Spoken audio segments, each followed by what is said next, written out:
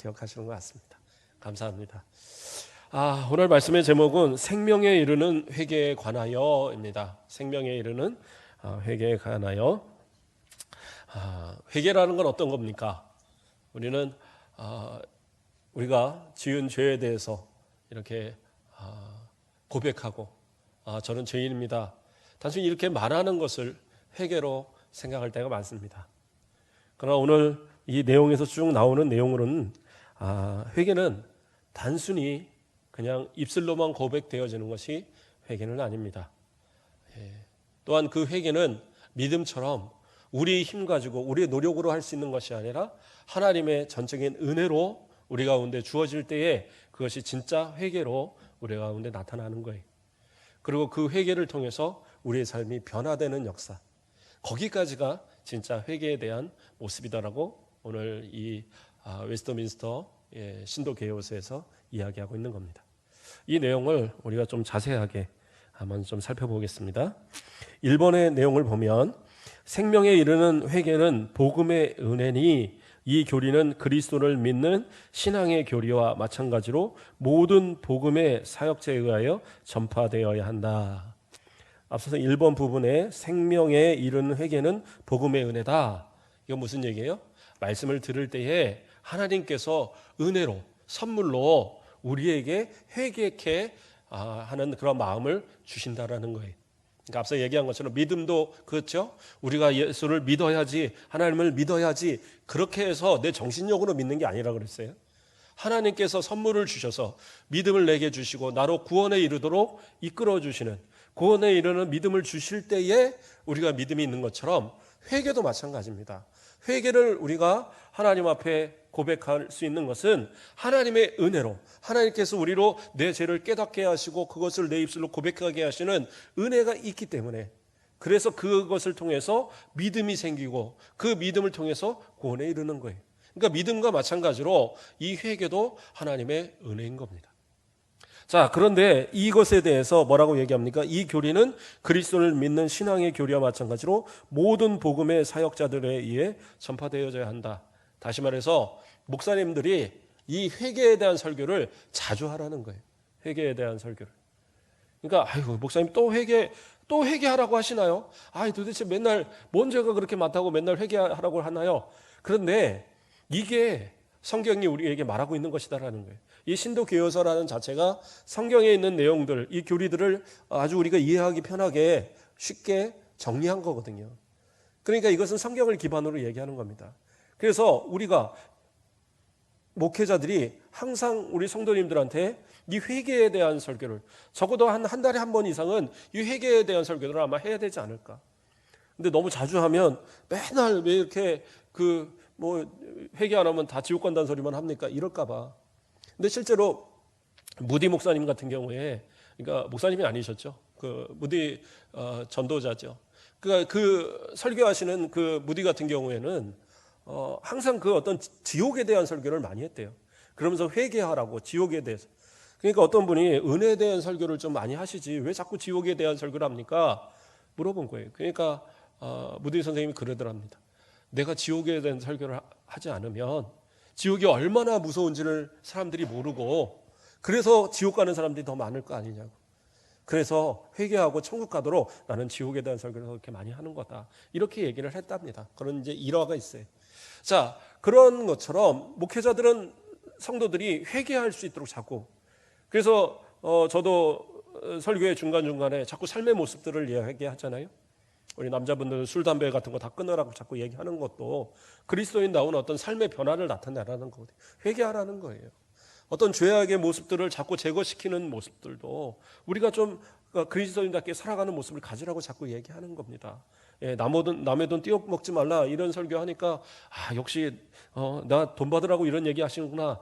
그게 아니라 내가 그러지 말라는 거예요. 그러니까 그러한 모습들을 자꾸 내 마음 가운데서 회개하고 내 삶을 변화시켜가는 것, 그게 중요한 겁니다. 그래서 목회자에게 주신 사명이 그거예요. 단순히 그냥 성경에 이런 이야기가 있다더라, 이런 이야기가 있다더라, 그걸 얘기하라는 거 아니에요. 그럴 바에는 제가 창세기부터 쭉 그냥 읽어가지 못하러 설교를 하겠습니까?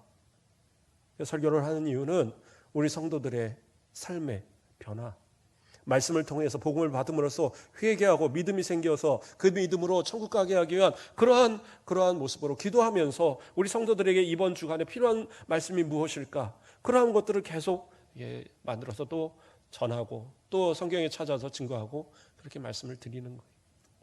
자, 그렇게 해서 어쨌든 회개에 대한 부분을 목회자로 계속 설교하라고 이렇게 이야기하고 있습니다. 2번은 조금 나눠서 이제 읽어보겠습니다. 이것에 의해 죄인은 그의 죄를 하나님의 거룩한 성질과 의로운 율법에 배치하는 것으로 그 위험함만이 아니라 또한 더러움과 추악함을 보고 느끼며 그리고 통회하는 자들에게 향한 그리스도 안에 있는 하나님의 긍휼을 깨달아 그의 죄를 슬퍼하며 미워하여 그것들을 다 버리고 하나님께로 돌아와서 여기까지 좀 끊어서 먼저 설명을 하겠습니다. 회개라는 건 어떤 겁니까? 죄인이 자신의 죄를 이것이 얼마나 위험하고 더럽고 추악한가를 이것을 스스로 보고 깨닫게 하는 것이 회개입니다. 이 중간 부분에 나오는 얘기예요. 그래서 죄인이 자신의 죄가 얼마나 위험한지. 왜 위험해요? 죄 때문에 지옥 간단 말이에요. 그게 위험하죠, 당연히. 그리고 그 죄가 얼마나 더럽고 추악한지. 죄가 더럽단 말이에요. 우리 안에 있는 죄가 더러워요. 그런데 어떻게 해요? 우리는 우리 자신에 대해 너무 관대한 면이 있습니다. 이게 무슨 죄야. 이 정도는 뭐 죄도 아니야. 그런데 그렇게 관대하지 마시라고요. 분명히 회개를 하면요, 우리가 죄인 것을 깨달아요. 제가 중고등부 시절에 고등학교 때 정도 됐던 것 같습니다. 그때 후배 하나가 수련회를 갔는데, 왜 수련회 가면 기도회 하잖아요. 밤에 기도회 하고 막 지칠 때까지 기도회 시키잖아요. 그래도 뭐 한 2시간, 3시간 기도회 하고 막 그래야지 기도했구나, 막 그런 경험들 있지 않으세요? 그러니까 우리 성도들 가운데 우리 교회도 금요 심야 예배 좀 만들었으면 좋겠다. 그래서 기도 많이 했으면 좋겠다 얘기들 하시더라고요.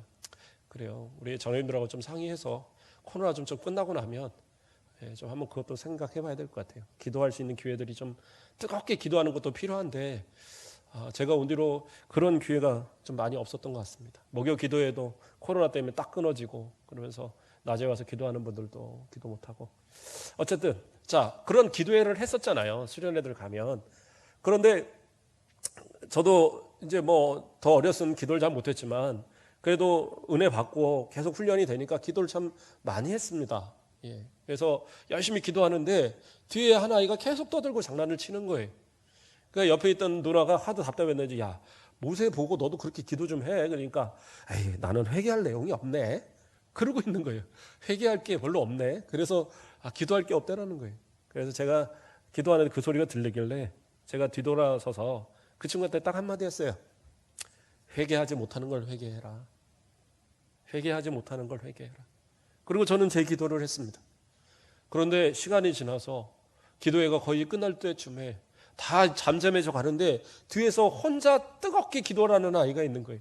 누군가 돌아보니까 그 아이가, 그 후배가 1년 후배인데 그 친구가 그렇게 눈물을 펑펑 흘리며 콧물을 흘려가면서 기도를 하고 있는 거예요. 잘못됐다고 하나님 앞에. 그러니까 회개를 할 때에 회개가 더 깊어지는 거예요.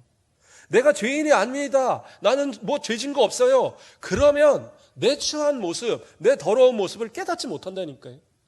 그래서 진짜 기도하는 사람은 회개하는 사람이에요. 그래서 하나님 앞에 내가 죄인입니다. 저는 죽을 수밖에 없는 죄인입니다. 고백하는 순간 그때부터 내 기도에 내 죄에 대한 것들이 자꾸 생각이 나는 거예요. 그래서 어떤 목사님은 아주 오래전 옛날 중세시대 뭐 이런 목사님 중에 한 분은 하나님 앞에 회개하다 보니까 나중에는 어떻게 해요? 그 아기 때 자기가 모르고 엄마의 젖꼭지를 깨물었던 것까지 그것까지 회개를 했다고 그러더라고요. 그렇잖아요. 아기가 그런 거 있잖아요. 저도 어렸을 때 뭐 이렇게 그 젖뛸 때쯤 되면 이제 이가 가질가질하니까 깨물고 그러면 저희 어머니가 뒤통수를 한 대씩 때렸다고 저한테 얘기를 한번 하시더라고요. 뭐 그러면서 이제 그렇게 했던 것처럼 그러한 것까지도 하나님 앞에 회개했다라는 거. 그게 회개자의 모습이에요. 뭐 그 정도는 아무것도 아닌데요. 그건 회개하지 않는 사람의 얘기예요. 근데 회개하는 사람은 그 작은 죄 하나하나까지가 다 기억나는 겁니다. 그것이 나를 지옥으로 보내는 죄구나. 또 어떤 얘기가 있습니까? 자, 회개는 또 뭐라고 합니까? 그 앞부분에서 나왔던 부분이죠. 죄인이 하나님의 거룩한 본성과 의로운 법에 위배되는 것을 깨닫게 합니다. 하나님은 죄가 없으신 분이세요. 그래서 그 거룩한 본성 안에는 죄가 있는 사람과 교제하지 않으세요. 그래서 죄에 있는 인간은 하나님과 단절되었고 영적으로 완전히 사망에 이른, 육적으로도 결국엔 다 죽을 수밖에 없는 그러한 사람들이었어요. 그런데 그들이 하나님과의 교제를 할 수 있는 그러한 시작의 단계라고 표현할까요? 그것은 뭐냐? 회개를 통해서 이루어지기 시작한다는 거예요. 회개하지 않으면 하나님의 그 거룩한 본성에 가까이 갈 수가 없어요. 또 하나님이 명하신 율법, 하나님이 성경에 기록하여 주신 이 하나님의 말씀에 비추어 볼 때에 어떤 사람도 하나님 앞에 나는 의로워요 하고 나아갈 수 있는 사람이 아무도 없다라는 사실이에요. 그래서 로마서에서도 3장 10절에 뭐라고 했었습니까? 의인은 없나니 하나도 없다. 의인은 없어요. 율법 안에서 나는 의롭다라고 할 만한 사람이 한 사람도 없다라는 거예요. 그러므로 율법이 우리에게 주는 이유는 뭐예요? 우리가 율법을 통해서 죄 있는 것을 깨닫게 하는 거예요. 그러니까 어떤 분들은 그 율법주의는 나쁜 거잖아요. 그러니까 성경 율법은 나하고는 관계없어요. 그게 아니에요. 율법주의가 나쁜 것이 율법이 나쁜 건 아니에요. 율법은 의롭습니다. 율법대로 100% 살 수 있는 사람이 있다면 그 사람은 구원받아요. 목사님 무슨 소리입니까? 예수님으로만 구원받잖아요. 뭐예요? 율법으로 100% 살 수 있는 사람이 없다니까요. 그래서 의인은 없느니 하나도 없다. 그래서 예수 그리스도가 오신 거예요.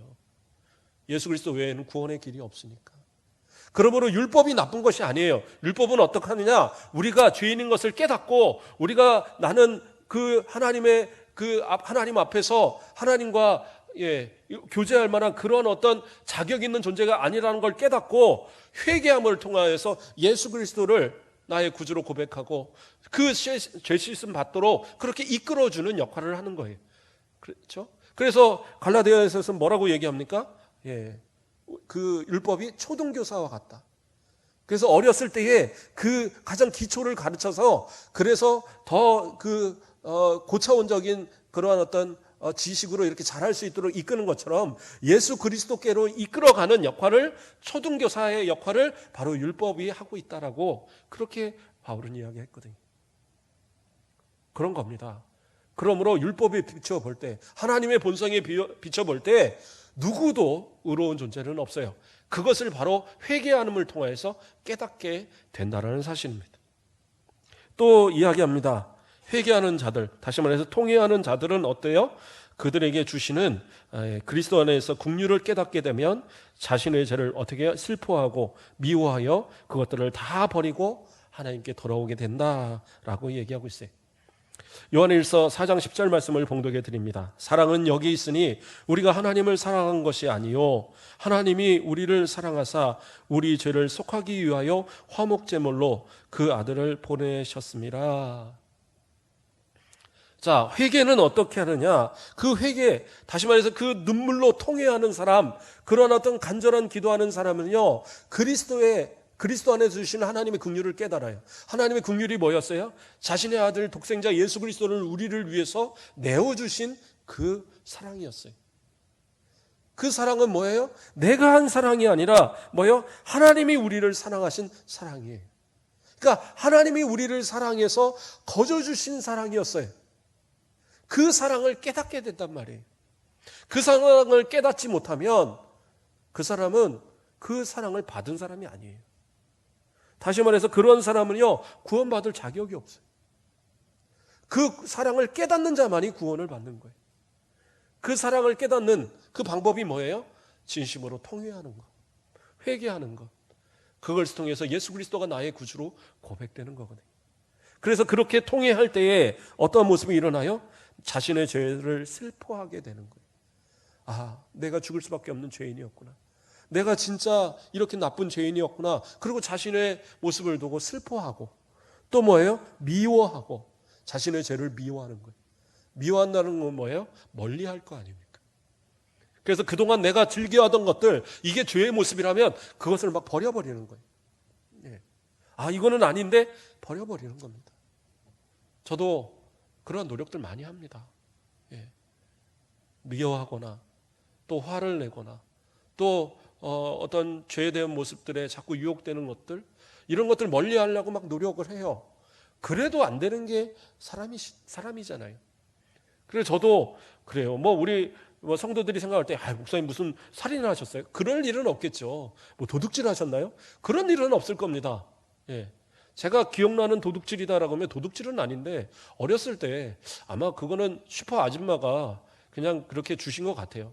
제가 100원짜리를 들고 이제 가게를 갔는데 집에 올 때는 200원짜리를 들고 온 거예요. 그 과자를. 그러니까 아버지가, 야, 너 왜 200원짜리 들고 왔냐? 딱 그게 기억이 나요. 예. 거기서 어떻게 내가 200원짜리를 갖고 왔는지 기억은 안 나는데, 예, 한 4살 때 그때 일입니다. 예. 아마 아줌마가 그냥 200원짜리고 100원 내미니까, 그래, 동네 애니까 그냥 너 가져가라 했겠죠. 그런데 혹시 내가 그냥 100원만 달고 들고 왔으면 그거 하나가 내가 혹시 마음에 걸리는 도둑질이 아닐까. 그런데 어쨌든 그렇게 아주 막 드러나게 죄다. 그런데 그렇지 않을지라도 들춰내 보면, 에이, 목사님도 별 수 없는 사람이네요, 할 만한 죄들은 많이 있어요. 그게 저의 모습입니다.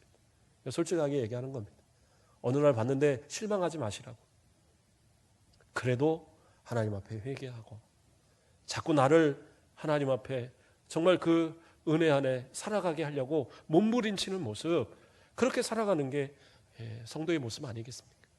우리 성도님들도 목사님만 특별하게 그렇게 그런 모습으로 사셔야죠. 그게 아니라 다 그렇게 살자고요. 하나님 앞에 죄라고 다 고백하고, 그리고 하나님 앞에 내 죄에 대해서 슬퍼하고, 이 죄를 미워해서 하여튼 우리 안에서 이런 죄를 다 버려버리고, 그리고 어떻게 해요? 그것을 가지고 하나님 앞에 나아가는, 하나님께로 돌아가는 그러한 모습, 그게 진짜 회개의 모습이라고 오늘 이야기하고 있는 겁니다. 자, 또 살펴보겠습니다. 이어서, 자, 하나님의 계명들의 모든 길에서 그와 동행하기를 목적하고 또 노력한다. 그죠? 예, 큰 2번에 뒤에 이제 나오는 거예요. 예, 사자라고 기록된 부분에. 이건 무슨 얘기입니까? 예, 회개한 사람은 하나님의 말씀이 우리에게 가르쳐주는 그 길에서, 그것을 지켜감으로 인해서, 그것을 내 삶 가운데 그것을 준행함을 통해서 어떻게 해요? 하나님과 동행하도록, 그것을 목적으로 삼고 나아가도록 이끌어준다라는 거예요. 그게 회개를 통해서 주어지는 은혜의 모습이에요. 그러니까 내가 하나님 앞에 진짜 은혜 받은 성도라고 한다면, 하나님의 말씀이, 그렇죠? 시편 119편 105절 말씀을 보면, 주의 말씀은 내 발의 등이요 내 길의 빛이니이다. 말씀이 비춰주시는 대로, 말씀이 이끌어 주시는 대로, 예, 이것이 하나님이 원하시는 뜻이군요. 네, 순종하겠습니다. 그리고 그 길을 따라가는 것, 그렇게 변화되는 삶의 모습이 진짜 회개한 성도들의 모습이다라고 가르쳐주고 있는 겁니다. 자, 또 말씀을 또 이어보겠습니다. 3번에 가서 보면 뭐라고 얘기를 합니까? 죄를 위한 만족이나 죄의 용서의 원인은 오직 그리스도 안에 있는 하나님의 값없는 은혜의 행동이므로, 이렇게 하고 있어요. 자, 죄를 위한 만족이나 죄의 용서의 원인은 그리스도 안에 있는 하나님의 값없는 은혜의 행동이다. 이게 무슨 말이냐? 자, 우리가 회개하고 또 용서를 받았어요. 그런데 그 용서받은 것이 과연 무엇에 근거한 거냐는 거예요. 그거야 제가 하나님 앞에 잘못했다고 하니까 그렇게 용서받은 거죠. 그런데 그 뒤에 부분을 먼저 좀 이야기하겠습니다. 회개가 그것인 듯 신뢰돼서는 안 되나. 6번에서 이야기하죠. 뭐라고 해요? 회개가 그것인 듯 신뢰돼서는 안 된다. 이게 무슨 얘기냐? 우리가 죄 용서 받은 것, 우리가 그리스도 안에서 값없는 그 죄 사함의 은혜를 받은 것은 내 회개에 근거한 것이 아니다라는 거예요. 그럼 회개를 왜 하나요? 이 회개라는 것은요, 내가 죄인인 것을 깨닫고 내가 그것을 하나님 앞에 아뢰는 것이지, 이것이 내가 그래 너 회개했으니까 그래 너는 그래 넌 다 용서한 거야. 그러한 근거가 되는 건 아니라는 거예요. 그러니까 그 근거는 뭐예요? 앞서 다시 이야기한 거로 뭐예요? 죄를 위한 만족이나 죄의 용서의 원인은 뭐예요? 그 근거는 뭐냐? 그리스도 안에 있는 하나님의 값없는 은혜의 행동. 하나님께서 은혜로 예수 그리스도를 우리에게 주시고 그 예수 그리스도를 그 십자가에 다셔서 그 십자가에 흘리신 피와 보혈의 공로로 씻어 주셨기 때문에 우리가 용서함을 받은 거지, 우리가 죄인이라고 말을 했다고 해서 그것으로 인해서 용서받은 건 아니다라는 거예요. 이것을 잘 이해해야 됩니다. 오해하면 큰일 나요. 그러니까 그런 거 있잖아요. 어렸을 때 보면 애들끼리 막 싸우면 야, 너 이거 잘못했으니까 너 사과해. 그러면 잘못했어. 그러잖아요. 그러면 그걸로 끝납니까? 근데 이게 비슷하게 서로 싸웠으면 그냥 잘못했어 그러면 그걸로 끝나는데, 맞은 쪽에서는 또는 이게 당한 쪽에서는 용서가 안 되는 거예요. 말로는. 그렇지 않습니까? 법정에서도 그렇잖아요. 그 정산찬작은 될 수 있습니다. 죄에 든 사람이 만약에 살인한 사람이 제가 진짜 그 죽이려는 것도 아니었는데 그 사람이 저를 하도 약 올려서 한 대 때린다는 게 그냥 어떻게 급소가 때려서 이 사람이 죽었어요. 아이고 저 용서해 주세요. 저 밖에 나가서 살도록 방면해 주세요. 그런다고 방면이 됩니까? 고백을 했다고 해서 용서되는 건 아니에요. 죄값을 치러야지 용서가 되는 겁니다.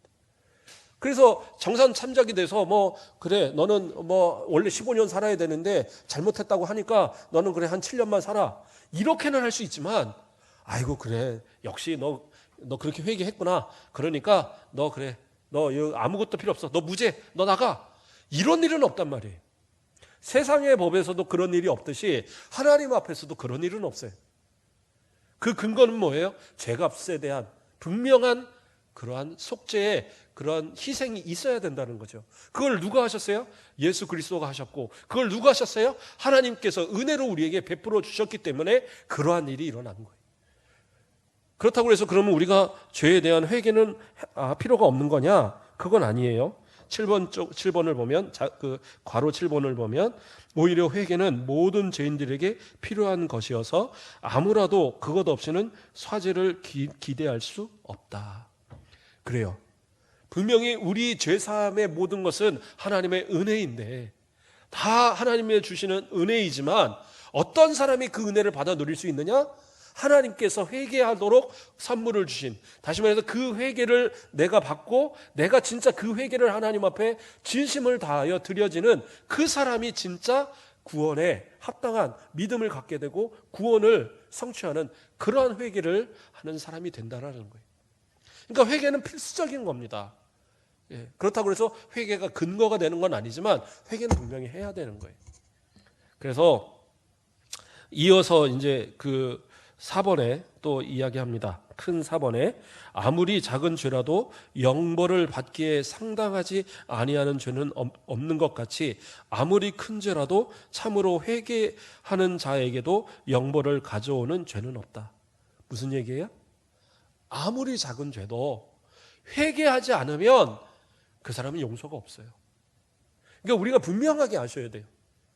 그러니까 회개는 필수적인 겁니다. 아무리 작은 죄라도 회개하지 않으면 그 죄를 내가 해결할 수가 없어요. 그 죄 때문에 어디 가요? 지옥 가요.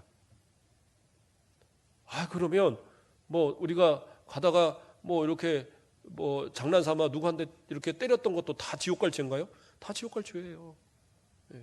그러니까 요즘에 보면 연예인들이나 그 운동선수나 이런 사람들 어렸을 때 중학교 때 이럴 때 친구들 왕따 시키고 막 가서 돈 뺏고 때리고 이랬던 사람들, 지금은 이제 어른이 돼서 지금은 사회적으로 인정받고 잘 산다. 그런데 어떻게 해요? 그 사람들이 하도 억울하니까 막 인터넷에다 막 갖다 써버리니까 순식간에 다 모든 거 잃어버리잖아요. 없어지는 게 아니에요.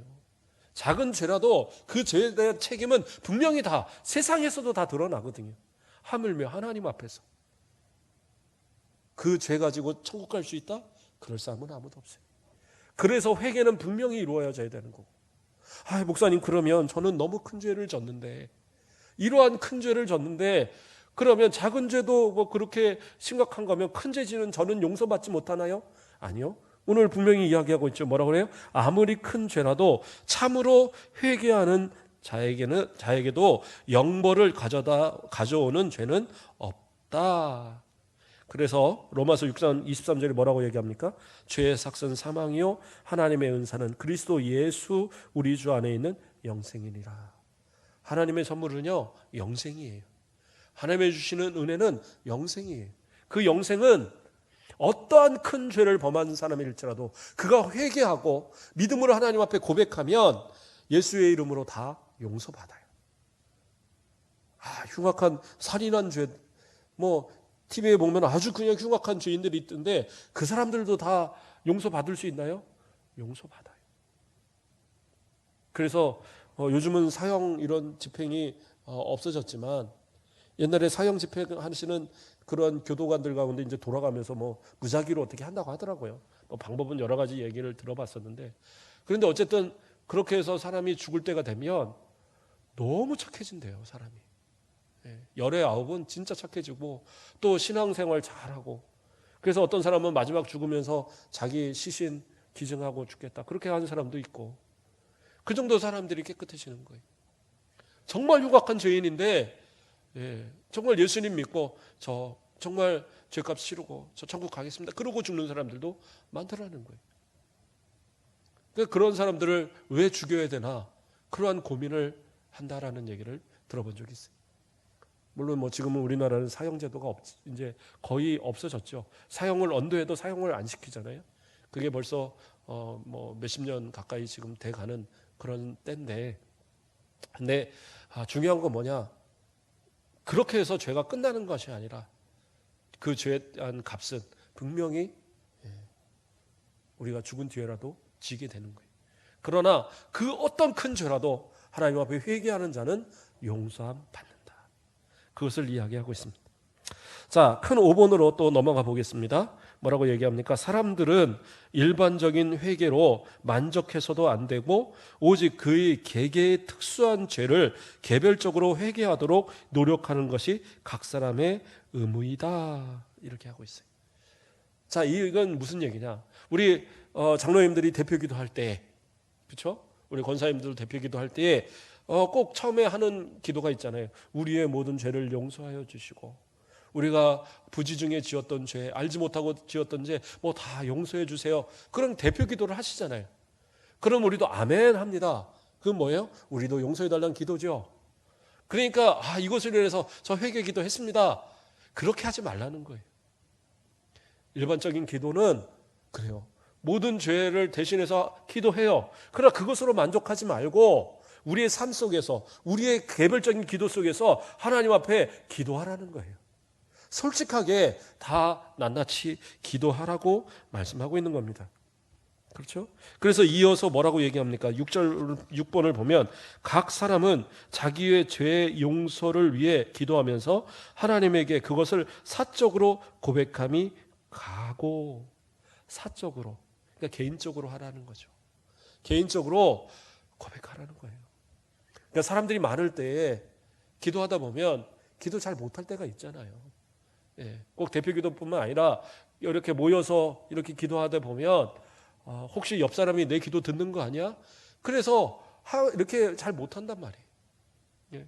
내가 마음으로 지었던 죄, 말로 지었던 죄, 행동으로 지었던 죄, 이런 거 막 생각이 나도 함부로 말을 못하잖아요. 그렇죠? 새벽에 제가 여기 생각지 않게 멍멍이 한 마리가 보리라고 한 마리가 교회 와 있죠. 보신 분들이 있을 거예요. 아주 이따만합니다. 그래갖고 아침 저녁으로 나가서 운동도 시키고 그러는데 얘가 아침에 이렇게 끌고 나가면 새벽 거의 이제 나갈 때도 있고 새벽 예배 끝나고 갈 때도 있고 아니면 애들 학교 보내고 제가 갈 때도 있는데 가다 보면 뚝 있는데 이럴 때 그 심어놓은 이 호박이나 이런 것들이 막 주먹만하게 탐스럽게 열린 게 있어요. 야, 이거 참 며칠 지나면 누가 이제 따갈 수도 있겠다. 그런데 그 다음날 가보면 없어져요. 그러면 그 주인이 따셨는지 지나간 분이 따셨는지는 잘 모르겠는데 그런 게 있어요. 그래서 옛날에 누가 그러셨어요. 시골에서 누가 자기는 교회 절대 안 나간다고 그랬대요. 그래서 왜 그러냐 그랬더니 호박 내일은 따야지 하면 꼭 그 새벽 예배에 갔다 오시는 분들이 지나가면서 그거 하나씩 따간다고. 그래서 나는 교회 안 나간다고 그랬다는 거예요. 그냥 보면서 제가 그 생각이 들더라고요. 욕심 나겠다. 지나갔다 탐스럽게 딱, 야, 이거 그 아침에 쑥쑥 쓸어갖고 된장찌개 끓여 먹으면 딱 좋겠다. 이 마음 들면 손 가겠구나라는 생각도 들더라고요. 그런 거 그냥 이렇게 같이 기도하면서 하나님 호박 따먹었어요 이러면 옆에 있는 권사님이 네가 따먹었구나 이럴까 봐 말 못할 거 있잖아요. 그러니까 혼자 있을 때 회개하라는 거예요. 혼자도 자꾸 기도하는 것들, 골방에서 기도하고 하는 것들이요, 물론 골방에 기도하라고 무조건 뭐 골방이 있어야지만 한다는 건 아니지만 혼자 기도할 수 있는 개인적 기도의 시간들을 가지시고 기도할 때는 회개의 기도를 낱낱이 하라는 거예요. 그러한 모습이 있을 때에 그게 진짜 회개지. 그렇죠? 뭉퉁거려 갖고 그냥 장로님 기도할 때 아멘 저 회개했습니다. 그래도 믿음이 있으면 구원 받는 거고, 그가 진짜 믿음으로 회개했으면 하나님 앞에 구원받는 일에 있어서 취소는 되지 않겠지만 그러나 좀 불안하지 않겠습니까? 내가 용서 받았는지 안 받았는지 잘 모르고 그러고 산다면. 그렇기 때문에 어떻게 해요? 회개를 그렇게 개인적으로 그렇게 하라라고 여기서는 이야기하고 있는 겁니다. 또 이어서 뭐라고 합니까? 그와 같이 그의 형제나 그리스도의 교회를 중상하는 자는 그의 죄를 사적이나 공적으로 고백과 애통으로 그의 회개를 피해자들에게 선언하기를 즐겨함이 가하다. 이게 이제 중요한 겁니다. 그러니까 회개가 뭐냐? 이거 중상이라는 건 뭡니까? 예, 중한 상처를 주는 것. 그러니까 중죄 이렇게 그런 걸 얘기하는 겁니다. 자, 교회나 혹은 개인, 혹은 성도들에게 내가 어떤 죄를 범한 게 있다라는 거예요. 그게 물질적인 죄든 아니면 거짓말로 해서 한 죄든 아니면 그 마음에 상처를 주는 어떤 나쁜 말을 해서 했던 죄든 그게 내가 생각이 나고 그것이 문제가 됐을 때는 어떻게 해요? 그것을 개인적으로 가서, 개인의 문제면 개인한테 가서 내가 잘못했어. 내가 미쳤나 봐. 내가 죽을 죄를 졌지. 내가 왜 이랬나 모르겠어. 나 한 번만 용서해줘. 그러라는 거예요. 저도 옛날에 우리 아내한테 한번 빌었거든요. 제가 어느 날 고집을 피면 저희 아내가 웬만하면 잘못했다고 하는데 어느 날인가는 잘못했다고 안 하는 거예요. 그래서 내가 버텼죠. 근데 하루가 되고 이틀이 되는데 불안한 거예요. 이러다 밥 못 먹고 살면 어떡하나. 뭐 이런 생각도 들고, 그래서 생각하고 나니까 안 되겠다 싶어서 내가 죽을 죄를 졌다. 미쳤나 보다. 내가 왜 이랬을까. 이러면서 가서 얘기하니까 그냥 풀려버리더라고요. 교회 안에서 그런 거예요. 믿음의 다 형제들이잖아요. 하루 이틀 알아온 관계도 아니고 서로가 미워야 될 이유도 없는 관계잖아요. 근데 혹시 실수한 거 있다고 그래서 그거에 대해서 막 서로 미워하고 다투고 이럴 필요 없잖아요. 잘못한 거 있으면 솔직하게 가서 잘못했어. 미안해. 내가 이래서는 안 되는데 용서해줘. 내가 그 호박을 왜 따먹었을까? 뭐 이러고 이제 뭔가 이렇게 용서를 구해야 되는 거예요. 그러라는 거예요. 또 교회에다 잘못한 거 하면 교회에서 공식적으로 잘못을 얘기해야 돼요. 목사님도 마찬가지고 우리 장로님들도 마찬가지고 권사님들도 마찬가지고 뭔가 교회가 해가 될 만한 그런 잘못을 했다. 그러면 내가 무슨 죄야? 하고 막 그거 가지고 막 서로 소송하고 막 싸우고 이럴 필요 없이 내가 죄 지은 부분이 있으면 교회 앞에서 잘못을 인정하는 거예요. 제가 이런 말로 실수했습니다. 제가 이러한 잘못을 했습니다. 이러한 욕심을 냈습니다. 용서해 주십시오. 그래서 그것에 대해서 무슨 죄값을 치러야 되면 하는 거예요. 교회에서 권징을 하잖아요. 그래서 그러한 것도 감당을 하고 그게 올바른 모습이다라는 거예요. 그것을 이야기하고 있습니다. 또 뭐라고 그래요? 그 회개를 피해자들에게 선언함이 즐겨함이 가하다 나오고 이어서 마지막으로 뭐라고 그래요? 이것에 의해 피해자들은 그에게 화목되고 사랑으로 그를 영접함이 가하다. 뭐예요? 이것은 피해자들의, 다시 말하면 성도들이 지켜야 될 또 하나의 의무입니다. 우리는 어떻게 해요? 이 죽을 수밖에 없는 죄인들이 하나님의 그 은혜로 인해서 모든 그 악독한 더러운 그 추악한 죄들을 다 용서받은 사람들이, 그러므로 형제가 나에게 잘못했다고 용서를 구하는데 내가 너를 용서 못해 이래서는 안 되잖아요. 어떤 분은 아주 더 무서운 얘기를 합니다. 내가 용서는 하겠는데 잊어버리지는 않을 거야. 그건 용서가 아니에요. 용서는 뭐예요? 잊어버리는 거예요. 누군가 나한테 잘못했다고 하면 그래, 뭐 그동안 막 10년, 20년을 갔던 잘못이라 할지라도 나에게 내가 생각해 보니까 내가 미쳤나 보다. 내가 왜 이제까지 이런 잘못을 했을까? 용서를 해달라. 그러면 용서하는 거예요. 저도 옛날에 같이 사역하던 사역자 하나가 이유 없이 나중에 알고 보니까 오해인지 누가 모함을 했는지 모르지만 오해한 얘기인데 이걸 가지고 한 1년 반을 나를 미워했어요. 너무 이유도 모르고 힘들겠더라고요. 나중에는 담임 목사님한테 얘기를 했는데 담임 목사님이 정 목사가 가서 좀 화해하면 안 돼? 아니 뭐를 알아야지 화해를 하죠. 그런데 나중에 가서 얘기를 하는데 누가 내가 자기를 다른 사람한테 험담을 했다고 그 얘기를 듣고 자기가 나를 미워했다는 거예요. 그래서 제가 얘기했어요. 내가 당신하고 있는 이 몇 년 동안 다른 사람을 당신 앞에서 험담하는 거 맞냐? 그거 없었대요. 그럼 내가 다른 사람을 험담한 일로 인해서 누군가 나한테 단 한마디라도 하는 걸 받느냐? 없었대요. 그런데 왜 내가 당신을, 아이고, 죄송합니다. 왜 당신을 험담했다고 생각하느냐? 그러니까, 자기가 오해한 것 같다고. 잘못했다고. 그때 가서 얘기하더라고요. 1년 반을 미워해놓고. 그러니까 이해를 못 하겠더라고요. 차라리 얘기를 하지. 그럼 어떻게 해요? 그러면 저도 당한 게 있으니까 뭐 용서 안 해야 되나요? 아니요. 그 며칠 뒤에 바로 또 요로결석인가로 병원에 입원했다고 하시길래 쫓아가서 또 문병도 하고 기도도 해주고 그러고 왔어요. 그런 거예요. 실수할 수 있어요. 오해할 수 있어요. 그래 풀어지면 되는 거잖아요. 그러면 용서하면 되는 거예요. 굳이 그거 가지고 나도 미워하고 그럴 이유는 없는 거죠. 성도들은 그러한 모습이다.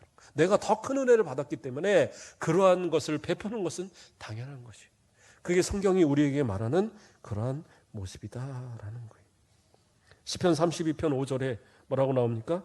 내가 이르기를 내 허물을 여호와께 자복하리라 하고 주께 내 죄를 아뢰고 내 죄악을 숨기지 아니하였더니 주께서 내 죄악을 사하였나이다. 솔직하게 아뢰는 회개, 솔직하게 고백하는 모든 죄는 하나님께 다 용서하십니다. 마찬가지로 사람에게도 그 회개하고 용서를 구하고 또 그 용서의 값을 치르는 것, 그것이 그리스도인다운 올바른 성도의 모습이다라는 거예요. 마지막으로 그 부분에서 우리가 살펴봤습니다. 말씀을 정리하겠습니다.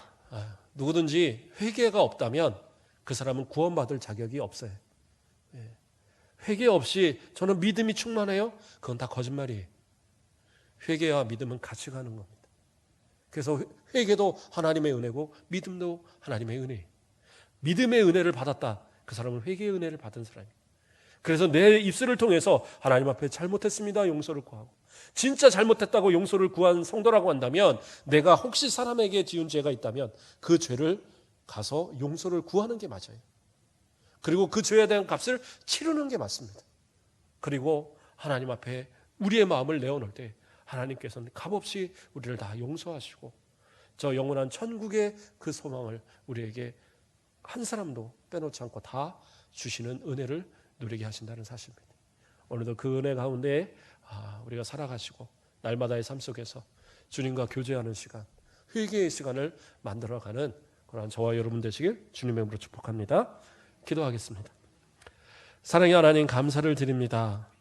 우리를 사랑하여 주셔서 생명에 이르는 회개를 가질 수 있는 성도들로 삼아주심을 감사를 드립니다.